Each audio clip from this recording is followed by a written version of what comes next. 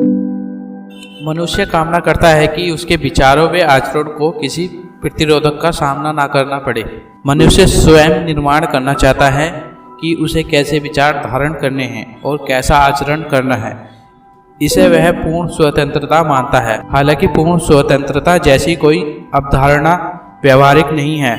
पूर्ण स्वतंत्रता मनुष्य भी कम से कम स्वहित के अंकुश में रहता ही है। जब स्वहित को केंद्र में रखकर मनुष्य अपने विचारों और आचरणों का निर्धारण करता है, तब उसमें दायित्व की भावना जन्म लेती है। स्वहित निश्चित करना है तो अवगुण त्यागने होंगे, क्योंकि उनका कुफल भोगना पड़ता है। अवगुणी कदाचारी की स्वतंत्रता सर्वप्रथम स्वयं उसके लिए अभिशाप बनती है। नदी का पानी बहने की स्वतंत्रता है, किंतु जब वह किनारे तोड़ जाता है तो अपना मूल्य खो देता है। वायु प्रवाह की गति सामान्य सीमा लांघ जाती है तो धूल से भर जाती है।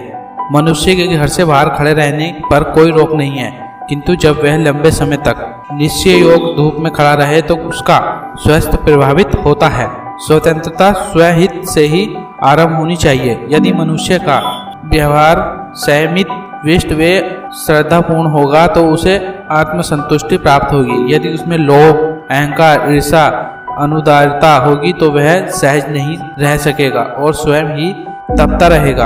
अपने किसी विचार, किसी कर्म की परख सर्वप्रथम आत्मिक अनुभूति की कसौटी पर ही करनी चाहिए। आत्मसंतुष्टि स्वाधीनता है और पराधीनता है। अंतर्मन की स्वतंत्रता ही बाहर प्रकट होती है।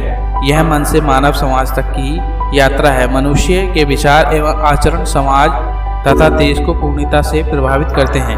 जब तक आपके मन की निर्मलता शुद्ध रहेगी, स्वतंत्रता का आनंद पूर्ण उपभोग करने की योग्यता बनी रहेगी। जब स्वहित के साथ सर्वहित का सहयोग हो जाता है, तब स्वतंत्रता के आनंदित उपभोग का अवसर बन जाता है।